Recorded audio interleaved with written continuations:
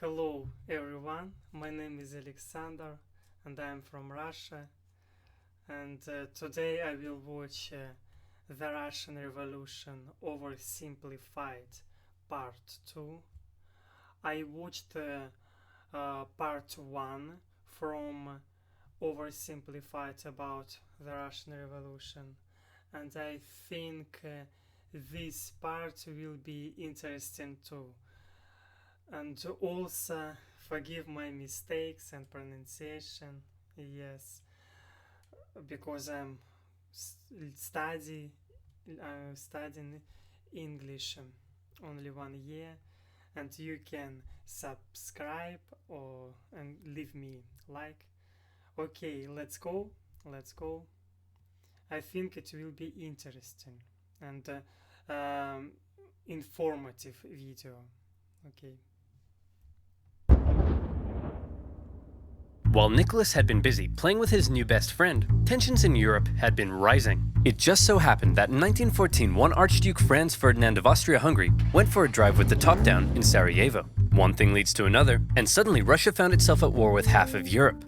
A wave of patriotism swept through Russia. The capital was renamed to... I like his sense of humor. And suddenly, yes, it was a war. It's a very great suddenly, yeah. Petrograd, because St. Petersburg sounded a bit too German. Even revolutionaries were getting on board. To them, World War I was a big stinky imperialist war, but they didn't want their big stinky imperialist replaced by a foreign one. So pretty much everyone wanted Russia to win. I hope Russia loses. Geez, read the room, Lenin. Lenin hoped Russia would lose because that would help him overthrow the Tsar. As long as he did that, who cares if Germany blows up half the country? And blow up half the country, they did. An inefficient Tsarist government meant there were shortages of just about everything Guns, ammo, and everything you need to fight a war. And if losing a teensy-weensy war with Japan upset the people, losing a giant war like this was much worse. Soldiers were deserting, the economy was imploding, and in no time, Russia was starving. The peasants were getting more peasanty, the workers were getting more workery, all the while Germany was getting more Germanery. Dmitri, we need to win this war. I need someone with a great military mind to step in and take control. You're right. How about General Hickenlooper? How about me? You can't run the war. Who'll be in charge of the country while you're gone? Obviously, my German wife and a homeless wizard. Duh. Nicholas declared himself commander-in-chief and went to the front lines, leaving his German wife in charge while they were fighting the Germans. It wasn't a good look. And because Alexander was so close to Rasputin, people believed that he was actually calling the shots and secretly destroying Russia, and maybe even boinking her. An even worser look. At this point, a bunch of nobles just couldn't take it anymore. Rasputin is destroying the country. We have to break his magic spell over the Tsar. But how? He's magic. Dude. Very cool. Hey, it's Rasputin. The sexy party is running a little late, but in the meantime, why don't you try one of these totally not poisoned cakes? Dude, why'd you say it like that? He's totally gonna know they're poisoned now. Shut up. I said they're not poisoned. Dude, he just ate so much poison. How is he still alive? It must be the magic. Go with plan B. Is he dead? See, Boris? I told you he was the Antichrist and you didn't believe me. Can you shut up for 1 minute and help me roll him up? Are you sure he's dead? I don't know, but I'm supposed to be hosting a charity auction right now. Can we get this over with? Okay, now he's dead. The murder of Rasputin, just like his life, is shrouded in mystery and speculation. He probably didn't really die like that, but he also probably didn't really heal people. He probably didn't influence the Tsar as much as people thought. He probably wasn't secretly destroying the country. But what he definitely did do, even in his death, was ruin the Tsar's reputation. Russia's autocracy looked more outdated than ever, and the Russian people were taking notice. Come on, men, remember what we're fighting for. Yeah, no, we're out. World War I left Russia broke, hungry, and exhausted. And with Nicholas acting as commander-in-chief, he was getting even more blame. For the second time, Russia was on the brink of revolution.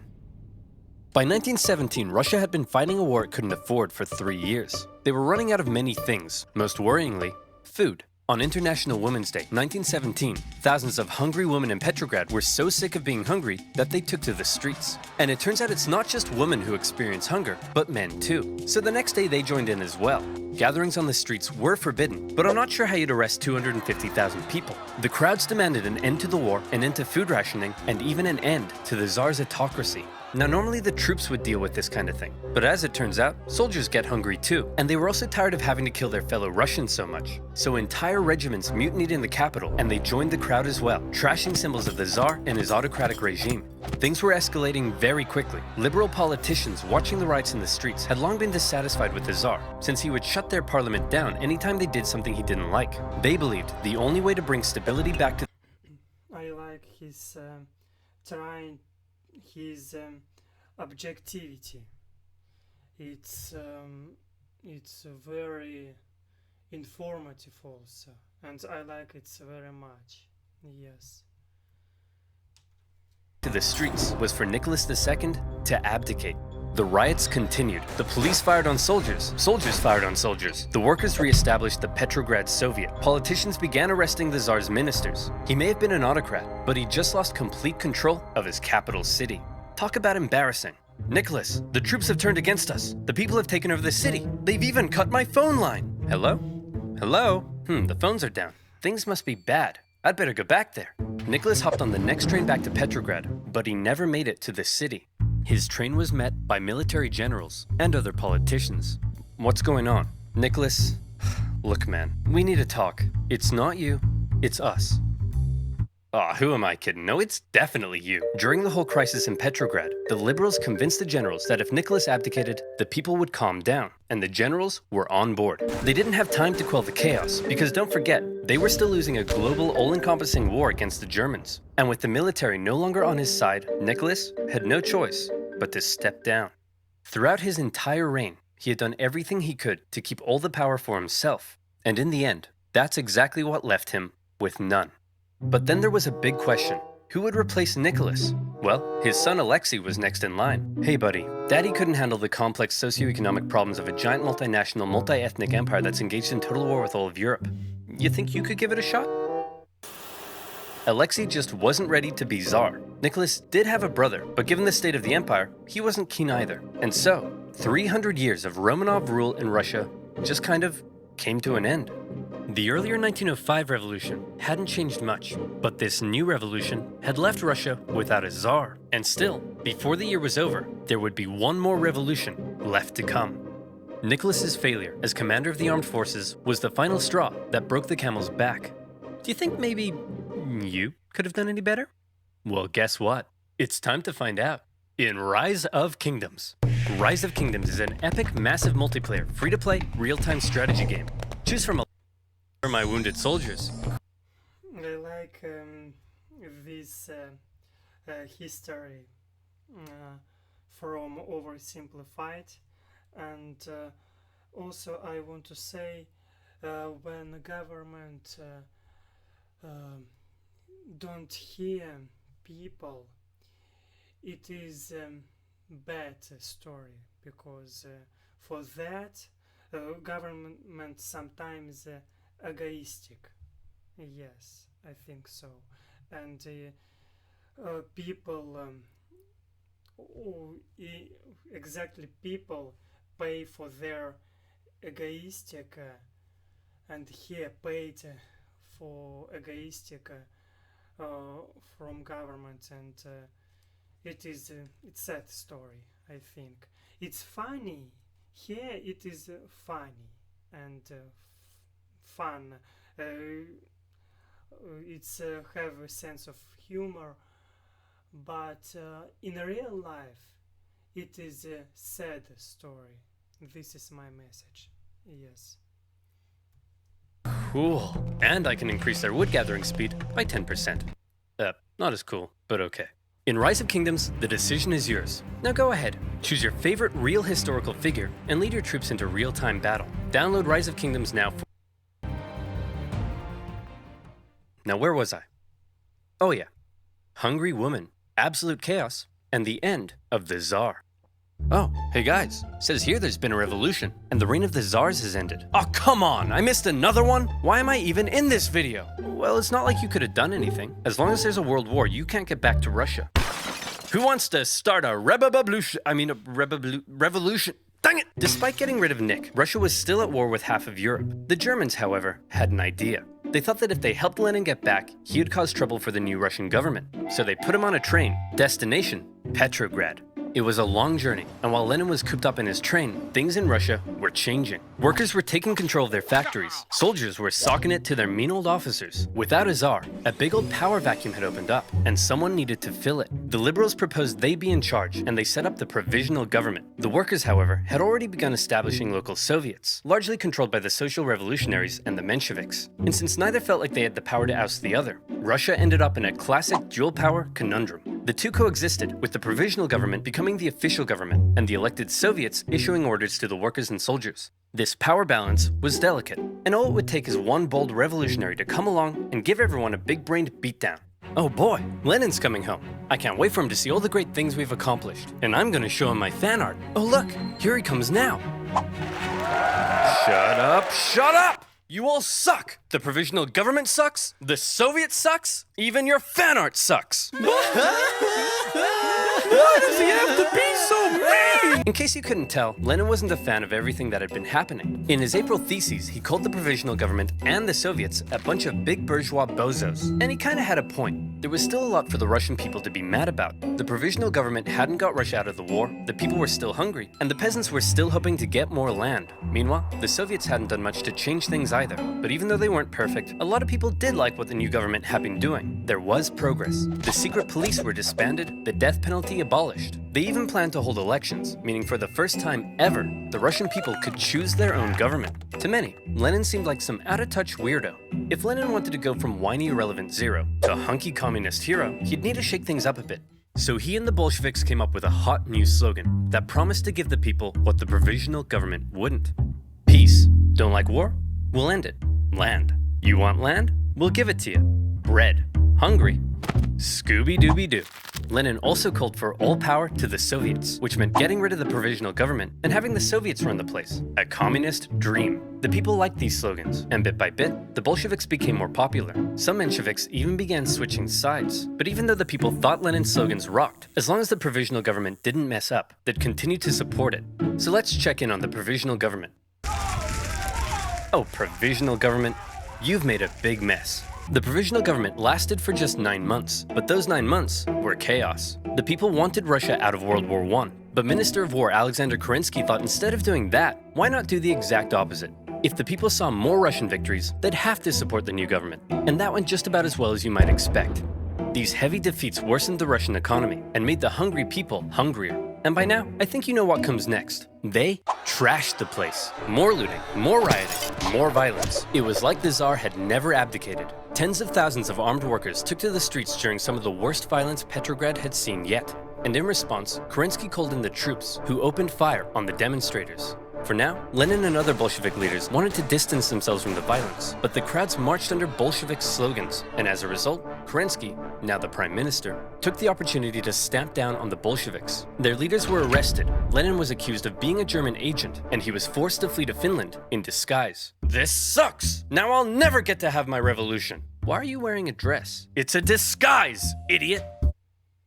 And it makes me feel pretty. Kerensky had successfully dealt with the violence, but he just couldn't catch a break. This increasing support for more extreme forms of socialism, along with the poor handling of the war, alarmed traditional liberals and bougie business boys. To appease them, Kerensky decided to promote a military legend to Supreme Commander of the Armed Forces, someone who hated the revolution, loved the death penalty, and was devoutly anti-socialist, General Kornilov.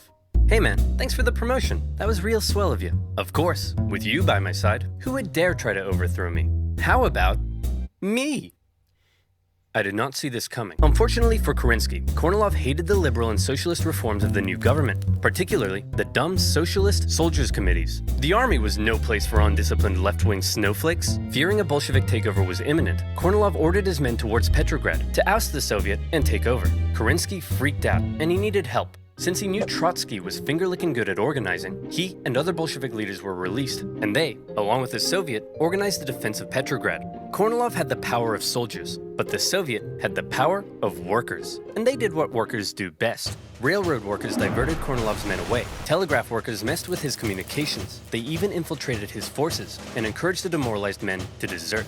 They were also armed en masse, but in the end, no fighting was necessary because Kornilov's coup just fell apart, and Kornilov was sent straight to prison. Everything was coming up Kerensky. Hey, thanks for the help, boys. Couldn't have done it without you. Now that there's no longer any threat, how about you, return all those guns I gave you? No. Oh, no! In order to kill a rat, Kerensky had just given a gun to a bear. A Bolshevik bear. The whole affair was a huge propaganda win for them. They had defended the revolution, and their popularity skyrocketed. They found themselves elected to the Petrograd and Moscow Soviets, with Trotsky even becoming chairman in Petrograd. They were now in a very powerful position. Almost powerful enough for Lenin to return home from Finland and finally stage his long-awaited communist revolution. The Bolsheviks began planning their takeover of the Russian government. Some got cold feet and began arguing against Lenin's armed revolution in favor of a more peaceful approach, and they even wrote newspaper articles about it, which kind of gave the whole scheme away. The Bolsheviks are planning an armed revolution?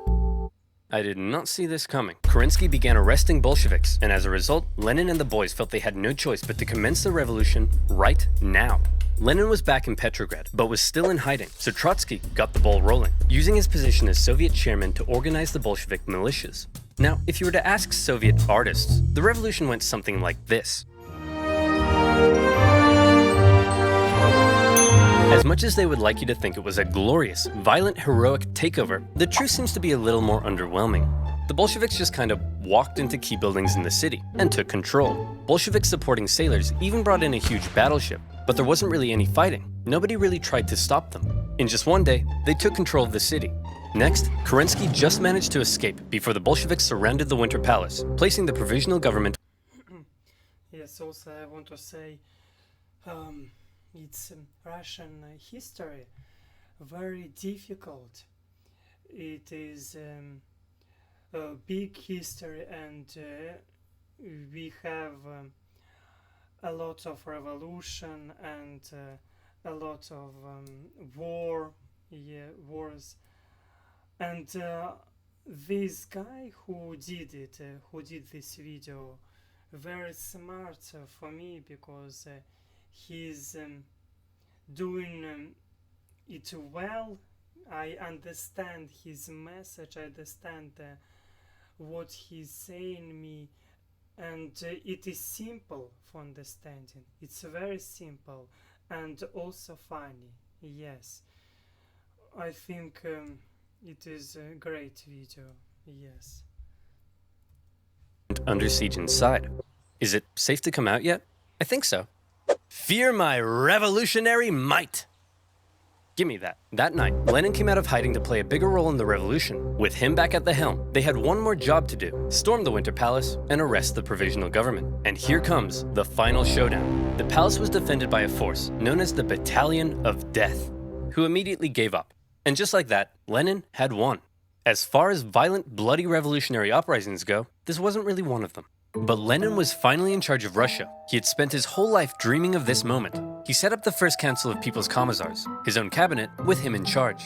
This was it, his chance to finally make his communist utopia, with equality and freedoms beyond compare. Hey Lenin, before we took power, they were planning on holding elections. Shall we go ahead with those? Of course. You can't have a communist utopia without high levels of political participation. The proletariat should be free to elect who it. What? The social revolutionaries won. We lost. Those don't count. Lenin claimed the elections were unfair, and the Constituent Assembly they created was counter-revolutionary. He presented the new assembly with a motion that basically said, sign here and give up your power. And when the assembly was like, no, Lenin said, see, they're disobeying me. Proof they're counter-revolutionary. Shut it down, boys. Moderate socialists and others weren't happy when Lenin had the assembly closed by force, and when campaigners began taking to the streets, they were fired upon. For Lenin, setting up a communist utopia was looking suspiciously like setting up a dictatorship. While he was implementing many of the communist policies you'd expect, he was also refusing to work with other political parties and cracking down on opposition. Hey Lenin, are you setting up a dictatorship? I'll shoot you if you are. Of course not. What a crazy theory. Anyway, I'm pleased to announce I'm setting up a secret police force to repress and kill traitors. And by traitors, I of course mean anyone not loyal to me.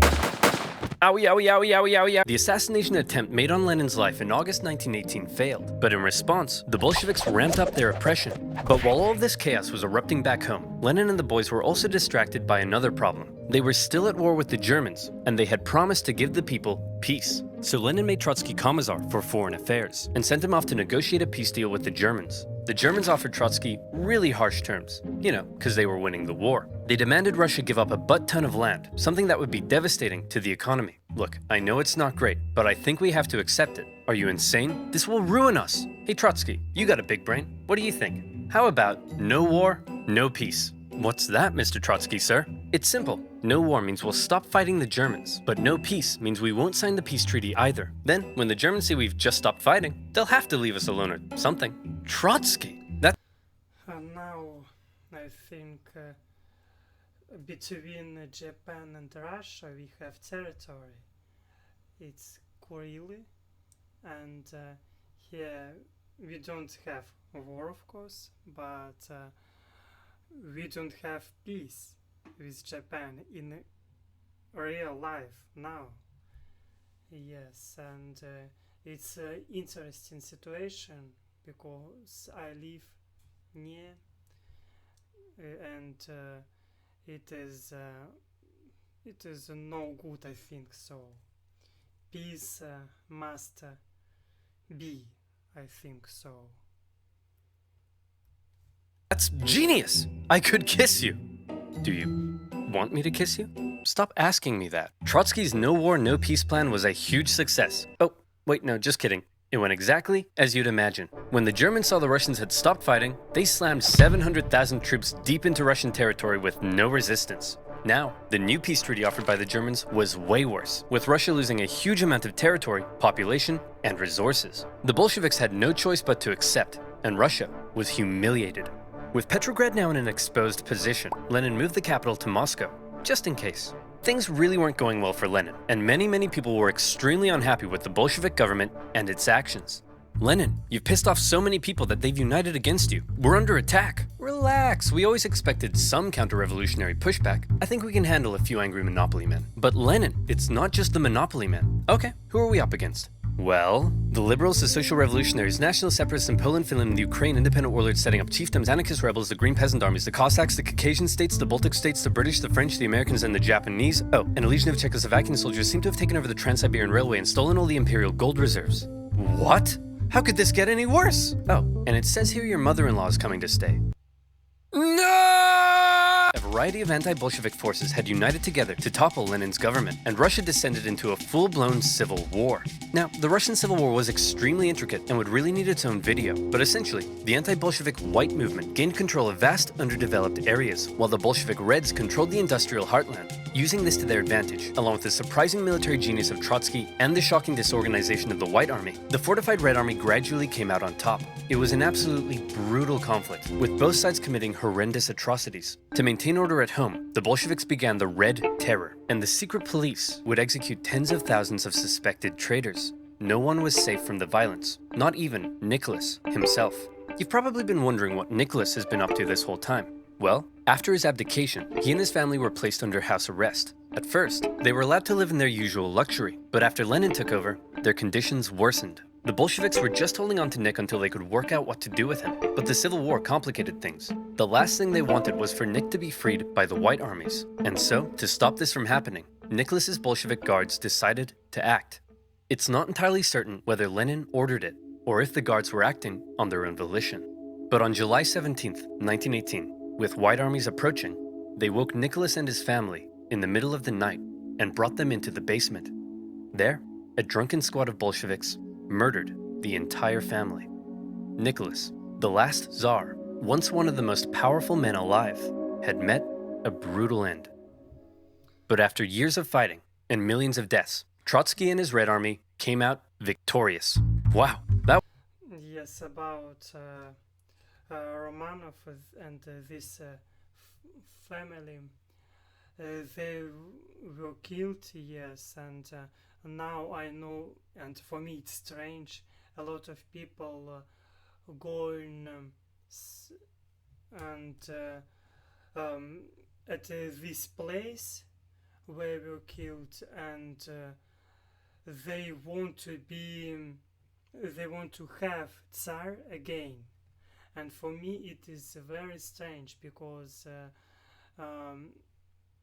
we want, a lot of people want democracy, and it's strange for me. Yes, I think so. That was a close one. Okay, back to creating a communist utopia. How are we doing on that? Well, the Civil War helped create a massive famine and about 5 million people starved to death. There's massive inflation and the ruble is worthless. Hundreds and hundreds of kilometers of railway track have been destroyed. Disease and epidemics have killed 3 million. The population of Moscow and Petrograd has collapsed. Life expectancy has plummeted. Sailors in Kronstadt are rebelling. People are freezing to death in their own apartments, and life has been reduced to a constant search for food and shelter. Whoa. Well, this just means I'll have to work twice as hard, day and night, to save the country. Nothing will stop me, short of a couple sudden strokes. Get the doctor. One thing you have to keep in mind is that everything I've been talking about, the Civil War, the assassination attempt, and Lenin's struggle to maintain control at home, were all happening around the same time, and it must have been extremely stressful. Lenin began getting headaches, insomnia, and in 1922, he suffered 2 separate strokes. As the Soviet Union was officially declared under a strict one-party system, Lenin's health continued to decline, and his ability to lead the Communist Party went with it. Everybody assumed Trotsky would succeed him. He was a great speaker, he'd won the Civil War, and he had a dope-ass train. The last person anyone expected to take over was Stalin. Stalin wasn't a great intellectual like Lenin, or a charismatic war hero like Trotsky. He was, as one Menshevik described him, a gray blur. Someone who operated in the background. Someone who you might not even notice. But it was in the background that Stalin would rise to power. Here's how it happened. After the revolution, all the Bolsheviks hoped to get a cool job in the new government. What did you get? Commissar for War. Sweet! What'd you get? Secretary. Stalin was made general secretary for the Communist Party. It wasn't what he wanted, but Stalin quickly realized that even though it wasn't fancy, it was a powerful position. As secretary, he had the power to give people jobs within the party. So he would give jobs to all of his pals, who in turn would give him their support. The more pals he gave jobs, the more power he got. The more power he got, the more pals he got. Lenin may have been having wall-to-wall strokes, but he was still involved in the party, and he was taking notice. He wasn't a fan of Stalin abusing his position, or insulting his wife to her face. Lenin knew he couldn't let Stalin take over, but by this stage, he was just too sick to fight it.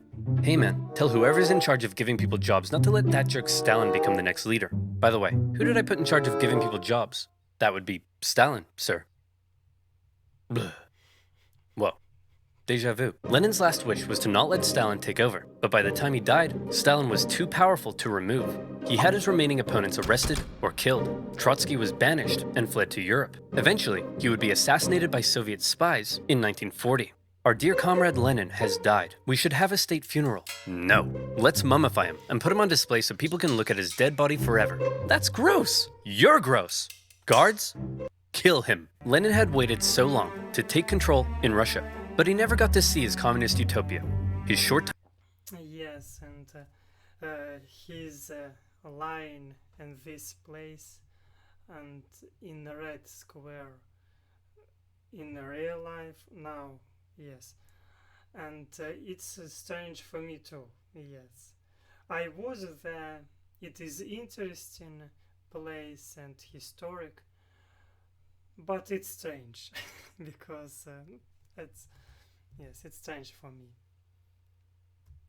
Time in charge was spent dealing with the destroyed Russian economy, World War I, and the Civil War. He was cruel and merciless, but he really did seem to believe communism would make Russia a better place. Stalin, on the other hand, would take the Soviet Union down a different path. If you thought Lenin was a tyrant, well, you ain't seen nothing yet, girl. A secret police state, a rapidly militarizing superpower, led by a paranoid man who deeply distrusted the West, would see the world come to the brink of nuclear annihilation. That's right, I'm talking about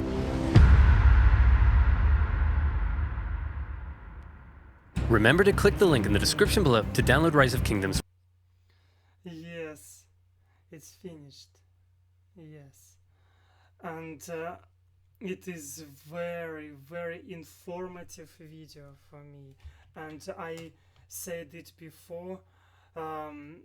It is he's trying, this man who did it, this video, his objectivity. Yes, objectivity, and I like how he do it.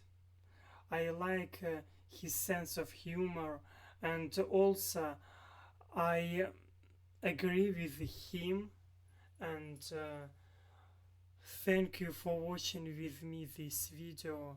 It was very big and long video because I'm only learning English. For me it is little difficult, but it's very interesting.